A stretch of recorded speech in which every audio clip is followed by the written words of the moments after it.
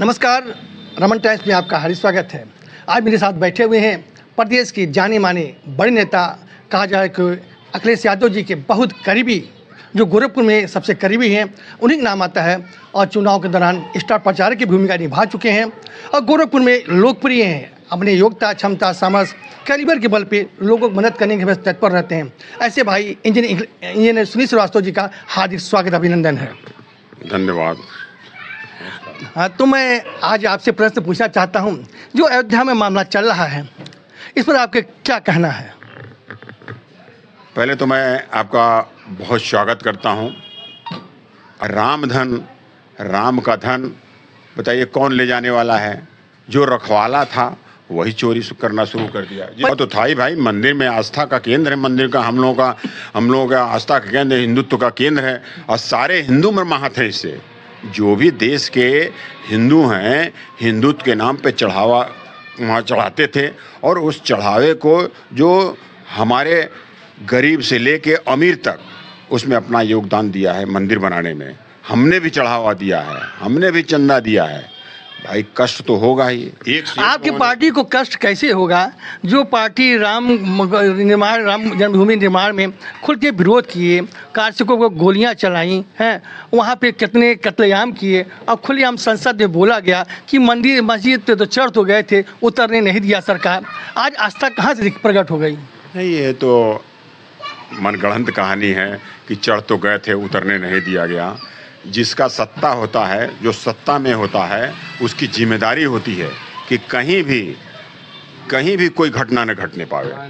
ये माननीय मुलायम सिंह जी की जिम्मेदारी थी कि कोई घटना न घटे, चाहे वो मस्जिद था या मंदिर था, उसमें लोगों ने चढ़ाई करके जो विरोधी लोग थे उसको तोड़ने का कार्य किए और मजबूरन प्रशासन जो IAS थे, इस समय नृपेंद्र मिश्रा जो है वहाँ के निर्माण के अध्यक्ष हैं, जिन्होंने गोली चलवाई थी। हकीकत में ये है कि जो प्रशासन में होता है, जिसकी सत्ता होती है, उसकी जिम्मेदारी होती है कि कोई इस तरह का घटना न घट पावे जिससे आहत पहुँचे लोगों को। मतलब आप चुनाव को देखते हुए नहीं आस्था प्रकट हुई है? नहीं तो एक बात और मैं बता दूं, ये तो मनगढ़ंत कहानी है और भाजपा जानते हैं जुमलाबाज है ही है।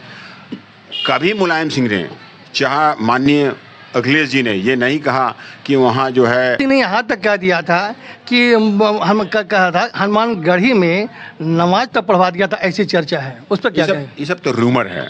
मुलायम सिंह, लोग कहते थे मुलायम सिंह नास्तिक हैं, लोग कहते हैं माननीय अखिलेश जी नास्तिक हैं। अरे कैसे हैं भाई, वो तो कृष्ण के हैं वंशज। तो क्या कृष्ण के वंशज हैं। और अगर सबूत के तौर पर देखेंगे सनातनी हैं कि नहीं हैं, तो मुलायम सिंह जैसा व्यक्ति जो लंगोटा पहनते थे, मुलायम सिंह ही कहते थे मैं हमसे बड़ा कौन हनुमान भक्त है भाई, मैं लंगोटा पहनता हूँ और अखाड़े में लड़ता हूँ और लड़वाता हूँ, तो हमसे बड़ा सनातनी कौन हो जाएगा? तो इतनी बड़ी सनातनी है कि आज तक जहाँ नहीं गए, मंदिर के दर्शन नहीं किए। अरे भाई दर्शन जब हम अपने घर में ये तो दिखावा है ना। हम अगर किसी को फर्जी कोई काम करना है तो खूब चिल्लाए कि हम भगत हैं। मतलब जितने लोग जा रहे हैं सब दिखावा कर रहे हैं। घर में जो है मन में राम बगल में छुरी, वही हाल है। अब जो हम कोई ऐसा व्यक्ति ना हो, चाहे जो हिंदू हो चाहे मुस्लिम हो, वो अपने घर में सब पूजा पाठ करते हैं। अच्छा, जिस राम जन्मभूमि मंदिर बनकर तैयार हुआ, प्राण प्रतिष्ठा होने वाला था, तो आपके इंडी गठबंधन के सारे लोग काले कपड़े पहन के विरोध किए थे, क्या भूल रहे हैं? गलत बात है। ऐसा विरोध किसी ने नहीं किया था। इतना जरूर विरोध था कि जिस व्यक्ति की शादी न हुई हो और जो व्यक्ति अकेला हो, वो कभी पूजा पाठ या अच्छा कार्य नहीं कर सकता है। चूँकि माननीय हमारे प्रधानमंत्री जी शादीशुदा हैं, लेकिन अपने पत्नी को त्याग दिया। तो ऐसे व्यक्ति को वहाँ पूजा पाठ करना चाहिए था जो धार्मिक, रियली धार्मिक हो। और मतलब राम जन्मभूमि जब मंदिर बन के तैयार हुआ, और सुनिए सबसे बड़ी बात, जिसने राम जन्मभूमि के लिए त्याग किया, जिसने राम जन्मभूमि का मुद्दा उठाया, उसको नहीं बुलाया गया। माननीय लाल कृष्ण आडवाणी को नहीं बुलाया गया, उनको नहीं न्योता दिया गया। अच्छा, तो माली बीजेपी फाल्ट हो सकता है, लेकिन मैं पूछना चाहता हूं कि राम जन्मभूमि पे मंदिर न बने, आपके सरकार, आपकी गठबंधन और 22 देश के बड़े बड़े वकीलों खड़ा किया था विपक्ष में कि मंदिर न बने, इस पर आप क्या कहेंगे? ये सब फर्जी है। कभी राम मंदिर बनने में अवरोध समाजवादी पार्टी ने नहीं किया। हमेशा पहले अखिलेश जी को देखा जाता था कि अपने साथ मुस्लिम वर्ग को रखते थे, टोपी वाले रखते थे, टोपी पहन भी लेते थे और रमज़ान में क्या कहा जाता उसको खिलाते थे। अब ये सब क्यों नहीं कर रहे हैं? अरे भाई, आपको नहीं पता है तो जान लीजिए, आधा अधूरा जानकारी रखते हैं। अभी एक जगह दरगाह में गए थे योगी जी, वहाँ चादर चढ़ाए। अभी आप खोल के देख लीजिए, वहाँ चादर चढ़ा, योगी जी चादर चढ़ा रहे हैं। माननीय प्रधानमंत्री जी टोपी पहन रहे हैं, राजनाथ सिंह जाके जो है टोपी पहन रहे हैं। आप उनको नहीं कह रहे हैं? इतने विरोध, आप सपा के हैं, हम आप सपा की बात करेंगे। इतने विरोध किए, राम जन्मभूमि मंदिर न बने, वकील रखे, शौचालय बनवाए तक की बात की, हनुमानगढ़ी पे नमाज तक पढ़वा दिए।